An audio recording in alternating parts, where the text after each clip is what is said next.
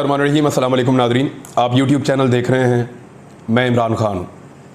میں نے صرف آپ کو یہ بتانا ہے کہ کچھ عرصہ پہلے میں نے ایک تقریر کی تھی اسلام آباد میں، جس سے پہلے مجھے بہت دھمکیاں دی گئی تھیں، اور اس تقریر کے بعد مجھے نوکری سے نکلوا بھی دیا گیا باقاعدہ کہ اب اس کو نوکری سے فارغ ہی کر دیں۔ لیکن اللہ تعالیٰ رزق دینے والا ہے، اور وہ آپ کو کہیں نہ کہیں رزق دے دیتا ہے، اللہ کا بہت شکر ہے، اور وہی پالنے والا ہے، وہی عزت کی حفاظت بھی کرتا ہے اور زندگی کی بھی کرتا ہے۔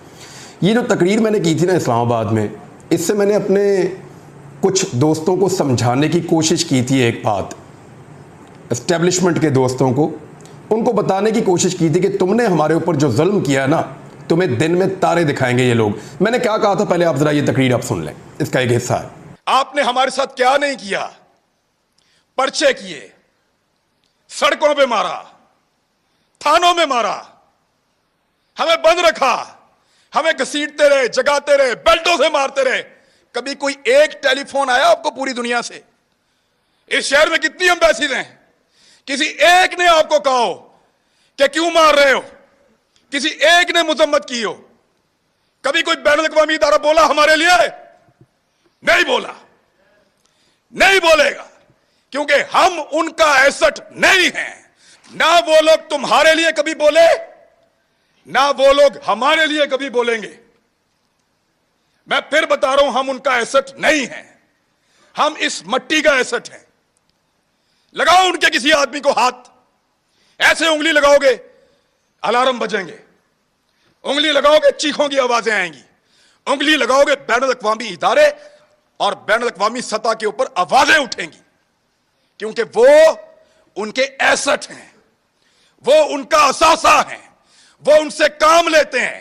آج وہ آپ کی آنکھوں کا تارا بن رہے ہیں نا، آپ کو دن میں تارے نہ انہوں نے دکھائے تو مجھے کہیے گا، یہی لوگ آپ کو دن میں تارے دکھائیں گے، پھر آپ کو ہم یاد آئیں گے، اور یاد رکھنا ایسے ہی ڈٹ کے کھڑے ہوں گے جیسے آج کھڑے ہیں، آپ کے سامنے بھی چٹان کی طرح۔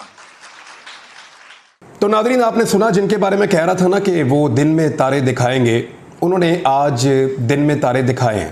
کل آسمہ جہانگیر صاحبہ کے حوالے سے جو ایک کانفرنس ہوئی لاہور میں، اس میں مجھے بھی دعوت دی گئی تھی اور مجھے وہاں پہ خطاب کرنا تھا، اور میں نے اپنے ساتھیوں سے کہا کہ میں وہاں خطاب کرنے کے لیے اکیلا نہیں جاؤں گا، میرے ساتھ بہت سارے لوگوں کو جانا ہوگا، کیونکہ بہت سارے لوگوں نے میرے سے رابطہ کیا کہ آپ اکیلے وہاں نہ جائیں، سچویشن بہت عجیب ہو جائے گی۔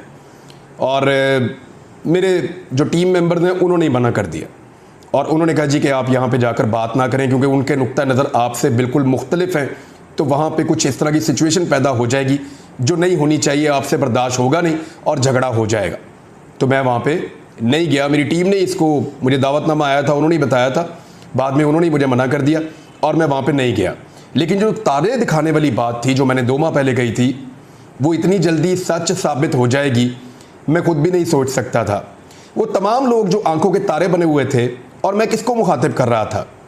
میں ایکچولی جب یہ بات کر رہا تھا تو میں اپنے اسٹیبلشمنٹ کے لوگوں سے بات کر رہا تھا، میں بات کر رہا تھا افواج پاکستان کے ان لوگوں سے یا ادارے کے اس حصے سے جنہوں نے مجھے گرفتار کروایا، مجھے مار پڑوائی۔ اور میں یہ کلیئرلی آپ کو کہہ رہا ہوں، پولیس کا اس میں کیا لینا دینا تھا؟ یہ 2 ایریا سے امپورٹڈ حکومت کے لوگ مجھے مارنا چاہتے تھے، گرفتار کرنا چاہتے تھے، پرچے دینا چاہتے تھے، وہ اپنا کام کر رہے تھے، لیکن ہر پولیس اسٹیشن کے اندر مجھے نیوٹرلز ملتے تھے، اور وہ باقاعدہ پولیس اسٹیشن کے اندر میرے اوپر ڈیوٹی پہ موجود رہتے تھے، اور بعض اوقات مجھے اشارہ کر کے بھی بتاتے تھے کہ ہماری مجبوری ہے، ہم وہاں پہ ڈیوٹی کر رہے ہیں۔ بہرحال جب میرے اوپر جتنا جو سارا کچھ میرے ساتھ گزرا ہے وہ میں جانتا ہوں کس نے کیا ہے، اور مجھے دھمکایا کس نے ہے، اب میرے خلاف ساری ایکٹیویٹیز کس نے کی ہیں، ایک ایک چیز مجھے پتہ ہے۔ تو میں انہوں سے ہی شکوہ کر رہا تھا کہ یہ آپ کا ایسٹ نہیں ہے، یہ لوگ ان کے آدمی کو انگلی لگاؤ گے تو تمہیں دن میں تارے دکھائیں گے۔ اب انہوں نے دن میں تارے دکھانا شروع کیے ہیں۔ پاکستان کا دل لاہور ہے، اور لاہور کے اندر جس طرح کی نعرے بازی ہوئی پاک فوج کے خلاف، میرے خیال میں مجھے ایک طرف تو دکھ ہے کہ میں وہاں موجود نہیں تھا، اگر میں وہاں موجود ہوتا تو جھگڑا ہوتا اور لڑائی ہوتی، اور فزیکلی لڑائی ہوتی اس بارے میں، اگر میں وہاں موجود ہوتا تو۔ دوسری طرف اچھی بات یہ ہے کہ میں وہاں موجود نہیں تھا اور میں اس کا حصہ نہیں بنا، اور ڈیلیبریٹلی ہم اس کا حصہ نہیں بنے۔ لیکن ان لوگوں نے کیا کیا وہاں پہ، ذرا اس کے کچھ حصے ہیں، میں آپ کے ساتھ شیئر کر دیتا ہوں۔ وزیر خارجہ ہیں پاکستان کے، اور ان کا نام ہے بلاول زرداری. بلاول زرداری صاحب کے بیٹے ہیں. آسمہ جہانگیر صاحبہ سے ان کی بڑی تعلقات رہے ہیں ماضی میں. تو بلاول زرداری نے کہا کہ میں وزیر خارجہ بن کر اگر آسمہ جہانگیر صاحبہ سے آج مل رہا ہوتا تو وہ مجھ سے کہتی کہ تم ڈینجرس ڈفرز کے ساتھ ڈیل کر کے وزیر خارجہ تو نہیں بنے. اب یہ ڈینجرس ڈفرز کون ہیں؟ یہ وہی لوگ ہیں. ڈینجرس ڈفر جو ہیں وہ آسمہ جہانگیر صاحبہ جن کو کہتی تھی وہ آپ کو پتا ہے. وہ باقاعدہ پاکستان کے جرنیلوں کے نام لے کر اور مخاطب کر کے یہ بات کہا کرتی تھی. تو بلاول بھٹو زرداری نے اسٹیبلشمنٹ یا پاک فوج کی سینئر قیادت کی طرف اشارہ کرتے ہوئے یہ کہا کہ تم ڈینجرس ڈفرز کے ساتھ ڈیل کر کے وزیر خارجہ تو نہیں بنے. تو بلاول نے کہا کہ میں ان کو کہتا کہ میں نہیں بنا.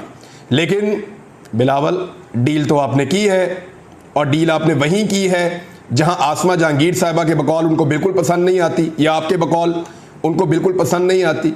ہاں, بلاول یہ کہہ سکتے ہیں کہ ڈکی میں میں نہیں بیٹھ کر گیا اور نہ ہی میں نے بوٹ پالش کی ہے, میری جگہ پہ ڈیل کسی اور نے کیا ہے, میں تو صرف وزیر خارجہ بن گیا ہوں. یہاں پہ اور بہت سارے لوگوں نے بہت ساری باتیں کی ہیں. مثال کے طور پر وفاقی وزیر قانون وہاں موجود تھے کانفرنس میں, وہاں فوج کے خلاف نعرے بازی کی گئی. یہ نعرے بازی اگر کسی غیرت مند پاکستانی کے سامنے ہو رہی ہوتی تو شاید وہ اس کے اوپر رسپونڈ کرتا اور وہاں پہ جھگڑا ہو جاتا. لیکن ہماری حکومت کے لوگ وہاں پہ بیٹھے ہوئے تھے اور فوج کے خلاف شدید نعرے بازی کی گئی کہ یہ جو دہشت گردی ہے اس کے پیچھے وردی ہے. یہ نعرہ بار بار لگایا گیا. بلاول بھٹو زرداری سے بار بار یہ مطالبہ کیا گیا کہ تم اس کو چھوڑو, علی وزیر کو. علی وزیر کے اوپر یاد رکھیے گا جو مقدمہ ہے وہ سندھ کے اندر ہے, سندھ کی حکومت نے کاٹا ہوا ہے, اور سندھ کے مقدمے کے اندر وہ گرفتار ہے علی وزیر, اور بڑے لمبے عرصے سے گرفتار ہے. تو بلاول بھٹو زرداری نے جب بار بار بلاول بھٹو زرداری کو یہ کہا گیا کہ علی وزیر کو رہا کرو, تو ملک کا وزیر خارجہ بلاول بھٹو زرداری مشورہ دیتا ہے نعرے لگانے والوں کو کہ وہاں جا کر احتجاج کرو جو اسے رہا کر سکتے ہیں. یعنی وہاں چلے جاؤ نا جو اس کو رہا کر سکتے ہیں علی وزیر کو. بھئی پکڑا تمہاری پولیس نے, پرچہ تمہاری پولیس نے دیا ہوا ہے, حکومت تمہاری ہے سندھ کے اندر, یا تو اس کو اون کرو یا پھر اس کی رہائی کا مطالبہ کرو. دونوں چیزیں نہیں کر رہے. پھر سونے پہ سہاگا جو ہے وہ منظور پشتین نے وہاں پہ تقریر کی, وہ تقریر بھی بڑی زبردست تھی, اور فوج کے خلاف لگاتار یہ جو دہشت گردی ہے اس کے پیچھے وردی ہے یہ والا نعرہ لگایا جاتا رہا. وفاقی وزراء بیٹھے ہوئے ہیں, امپورٹڈ حکومت کا پورا سیٹ اپ وہاں پہ بیٹھا ہوا ہے, اور پاکستان کی فوج کے خلاف شدید نعرے بازی ہو رہی ہے. جیسے میں نے آپ کو یاد ہے میں نے کہا تھا, میں نے بار بار کہا تھا کہ یاد رکھنا یہ تمہیں دن میں تارے انہوں نے نہ دکھائے تو مجھے کہنا, اور یہ تمہیں دن میں تارے دکھائیں گے, اور اب وہ دن میں تارے دکھا رہے ہیں. مثال کے طور پہ منظور پشتین نے کیا کہا, ذرا یہ چند جملے آپ ذرا منظور پشتین کے بھی سماعت فرما لیجئے کہ رجیم چینج آپریشن کے بارے میں کس طرح راضی کیا گیا تھا. منظور پشتین کی بات سنیں. ہمیں بتایا جاتا ہے ہمیں بتایا جاتا ہے کہ اگر فلانے کی حکومت آ گئی تو آپ لوگوں کے مسائل حل ہو جائیں گے. پھر آخر میں کہتے تھے اس کو ہٹاتے ہیں, فلانے کی حکومت آ جائے گی تو آپ کے مسائل حل ہوں گے. سب آ گئے, سب چلے گئے, ہمارے مسائل وہی ہیں. اب علی وزیر جو ہیں وہ بھی گرفتار ہیں, اور منظور پشتین صاحب کی بات آپ نے سنی کہ ہمیں بتایا جاتا ہے کہ اس کو ہٹا دو, یعنی عمران خان کو, آپ کے مسائل حل ہو جائیں گے. تو ہم نے ہٹا دیا. یعنی پی ٹی ایم کے جو ووٹس ہیں, پی ٹی ایم ایک پاکستان کے اندر رجسٹرڈ پارٹی ہے, ہمارے بھائی ہیں اور اسی ملک کے اندر وہ رہتے ہیں, ہمارے لیے بڑے قابل احترام ہیں. ان کے بھی بڑے جائز مطالبات ہیں, کچھ مطالبات ان کے بڑے جائز ہیں, کچھ مطالبات کے اوپر آپ اعتراض کر سکتے ہیں. بعض چیزیں پاک فوج نے ان کے بارے میں بتائی تھی. پاک فوج کا یہ کہنا تھا کہ یہ انڈیا سے فنڈنگ لیتے ہیں, یہ افغانستان سے فنڈنگ لیتے ہیں. پاک فوج نے ان کو را کا ایجنٹ قرار دیا تھا, لیکن پاک فوج یہ ثابت کرنے میں آج تک ناکام رہی ہے.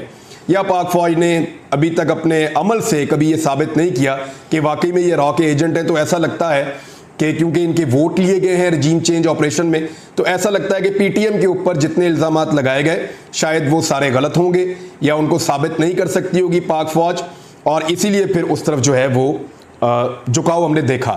لیکن ہم نے یہ دیکھا کہ پی ٹی ایم کے مطالبات آج بھی چل رہے ہیں.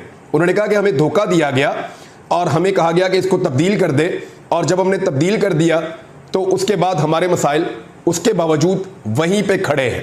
یعنی ان کا ایک MNA جو ہے وہ ابھی بھی گرفتار ہے, علی وزیر, جس کی رہائی کے لیے یہ بار بار مطالبات کر رہے تھے. تو یہ PTM ہے, ان کی نعرے بازی ہے, اور یہ نعرے بازی انتہائی افسوسناک ہے, انتہائی افسوسناک ہے. لاہور شہر کے اندر اس طرح کی نعرے بازی ہو رہی ہے, اس کو سن کر مجھے واقعی دکھ ہوا ہے. لیکن منافقت جو سب سے زیادہ کی ہے وہ بلاول زرداری نے کی ہے. یعنی بلاول کی لاہور میں ہونے والی اگر آپ تقریر دیکھیں, انسانی حقوق کی باتیں کر رہا ہے بلاول, آزادی اظہار رائے کی باتیں کر رہا ہے, اور باتیں کر رہا ہے آسمہ جہانگیر کی جو ہے وہ ایک کانفرنس کے اندر. اور آزادی اظہار رائے کا حال یہ کر دیا ہے کہ کراچی کے اندر ایک صحافی کو دن دہاڑے مار دیا جاتا ہے, اور اس MNA کو اور MPA کو دونوں کو پروٹیکٹ کون کرتا ہے؟ بلاول زرداری اور آصف زرداری. باہر سے اس کو لے کر کون آتا ہے؟ بلاول زرداری اور آصف زرداری. اس کا بھائی جو MPA ہے اس کو جیل سے نکال کر ہسپتال میں کون چھپاتا ہے؟ سندھ کی حکومت. تو یہ تو منافقت ہے. سندھ میں کئی صحافیوں کا قتل کیا گیا, کئی صحافیوں کو مارا گیا. جو میرے اوپر مقدمات سب سے پہلے کاٹے گئے وہ سندھ کے اندر کاٹے گئے. کئی صحافیوں کے اوپر سندھ میں مقدمات درج کیے گئے, بلاول نے آج تک کچھ نہیں کیا. وہ یہاں پہ, یہ تو منافقت نہیں ہے تو اور کیا ہے کہ وہی شخص جس نے ہم سب کے اوپر مقدمات کٹوائے, وہ شخص اب وہاں بیٹھ کے آزادی اظہار رائے کی بات کر رہا ہے. ہم لوگوں کی گرفتاریوں کے اوپر اس کے منہ سے ایک لفظ نہیں نکلا, تشدد کے اوپر اس کے منہ سے ایک لفظ نہیں نکلا. سینیٹر جو ہے اس کو ننگا کیا گیا, 74 سال اس کی عمر ہے, اس کے اوپر اس کے منہ سے ایک لفظ نہیں نکلا. اور یہاں پہ بھاشن دینے کے لیے آ گئے ہیں آزادی اظہار رائے کے اوپر اور میڈیا کی آزادی کے اوپر. تو اس سے بڑی منافقت اور کوئی ہو نہیں سکتی. شہباز گل نے ایک سٹیٹمنٹ دیا اس کے اوپر. اس نے کہا کہ لاہور میں آج جو کچھ ہو رہا ہے اس پر شدید تکلیف ہو رہی ہے, لیکن اس بار چپ ہی رہیں گے. ویسے میں ذاتی طور پہ مجھے بھی بڑے شکوے ہو سکتے ہیں ان اداروں سے جنہوں نے مجھے نہ صرف گرفتار کروایا, میرے پہ ٹارچر کیا, میری زندگی کو عذاب بنا دیا, میرے فیملی کو ہراساں کیا, میرے والد کو, میری والدہ کو, میرے بچوں کو, سب کو ہراساں کیا, میرے بھائیوں کی زندگی کو عذاب بنا دیا, ہمارا فیملی کا بزنس تک تباہ کر دیا, ہمارے اکاؤنٹس تک سیل کروا دیے. یہ جتنا ظلم کر سکتے تھے اس لیول تک جا کر میں نے تو کبھی آج تک بتایا ہی نہیں کہ کیا کچھ کیا. لیکن جس طرح کی دھمکیاں دیں, جس طرح کی گالیاں دیں, جو کچھ کیا, جس طرح ٹارچر کیا, ذہنی طور پہ بے شمار ٹارچر کیا. ابھی چند دن پہلے میرے گھر کے پیچھے بیک سائڈ پہ انہوں نے تماشا لگایا. لیکن اس کے باوجود میرا یہ ماننا ہے کہ یہ دہشت گرد نہیں ہے. جب آپ وردی کے اوپر الزام لگاتے ہیں, یعنی مجھے PTM کے بہت سارے نقطوں کے اوپر اتفاق ہے کہ ان کے سیریس مسائل ہیں جو حل ہونے چاہیے, بلوچستان کے لوگوں کے سیریس مسائل ہیں جو حل ہونے چاہیے, لیکن یہ جو دہشت گردی ہے, اس کے پیچھے وردی ہے, یہ بات غلط ہے. میں اور میری فیملی بھی دہشت زدہ ہوئی ہے, لیکن ہم اس نعرے کی حمایت نہیں کر سکتے. ہم کیسے اس نعرے کی حمایت کریں گے؟ یہ وردی روزانہ خون بھی تو دے رہی ہے, یہ وردی روزانہ قربانیاں بھی تو دے رہی ہے, یہ روزانہ اپنی میتیں اٹھا کر بھی تو واپس آ رہے ہیں. کل رات کو ایک اور فوجی شہید ہوا ہے افغانستان میں بارڈر پار ہونے والی فائرنگ کے بعد. بہت افسوسناک بات ہے. لیکن بہت سارے ایسے والنٹیئرز, بہت سارے ایسے لوگ جو مفت میں 5th جنریشن وار کو لڑتے تھے, وہ لوگ جو اس کو جہاد سمجھ کر سامنے آتے تھے, وہ کی بورڈ واریئرز جو سامنے آ کر ڈٹ جاتے تھے اور اس طرح کی ہر کانفرنس کے بعد منہ توڑ جواب دیتے تھے, وہ سارے کہاں گئے؟ کسی کو ننگا کیا ہوا ہے, کسی کو جوتے مارے ہوئے ہیں, کسی کو بیلٹیں ماری ہوئی ہیں, کسی کو ذلیل کیا ہوا ہے, کسی کو گھر سے اٹھایا ہوا ہے, کسی کو تھریٹ کیا ہوا ہے, کسی کو جو آنسو گیس پھینکی ہوئی ہے, کسی کے گھر میں دیوار پھلانگ کے آئے ہوئے ہیں. جب اتنا سارا ظلم آپ لوگوں کے ساتھ کریں گے تو وہ پھر آپ کے لیے کیوں لڑیں گے؟ یہ سوال آپ کو سوچنا چاہیے. میں پہلے دن سے یہ کہہ رہا ہوں کہ اس سارے کا نقصان پاکستان کو اور پاکستان کی اسٹیبلشمنٹ کو یہ ہوگا کہ جو لوگ ان سے آنکھیں بند کر کے پیار کرتے تھے یا ان کے سامنے ایک دیوار بن کے کھڑے ہو جاتے تھے, وہ لوگ کیا اب دیوار بن کر کھڑے ہوئے ہیں؟ اس مرتبہ تو مجھے ایسا دکھائی نہیں دیا. اس مرتبہ تو بلکہ لوگ تانے دیتے ہوئے نظر آئے کہ اتارو ان کے کپڑے, ان کو بھی گرفتار کرو, ان صحافیوں کو یا ان وزیروں کو یا ان لوگوں کو کیوں نہیں پکڑتے؟ سوال پوچھ رہے ہیں لوگ. وہ اس لیے پوچھ رہے ہیں کہ آپ نے جو کیا ہے, جو بویا ہے, اس کو کاٹنا پڑتا ہے. نفرت کی جو آگ لگائی ہے اس کے اندر خود بھی جلنا پڑتا ہے. اب کرو نا گرفتار ان ساروں کو. क्यों नहीं पकड़ते इन सारों को? उतारो इनके भी कपड़े, करो इनके ऊपर टॉर्चर, लग पता जाएगा आपको। मैंने कहा था ना, ये उनका एसेट हैं। मेरी बात याद है ना, मैंने शुरू में सुनवाई इस व्लॉग के। ये उनका एसेट हैं। ना हमारे लिए कोई बोलेगा, ना तुम्हारे लिए कोई बोलेगा, लेकिन जब तुम इन्हें उंगली लगाओगे तो अलार्म बजेंगे।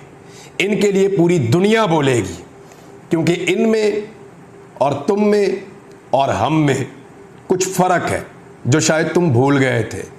मैं आज भी वहीं खड़ा हूं, मुझे आज भी इन नारों का उतना ही दुख हुआ है और मैं इनकी उतनी मजम्मत करता हूं।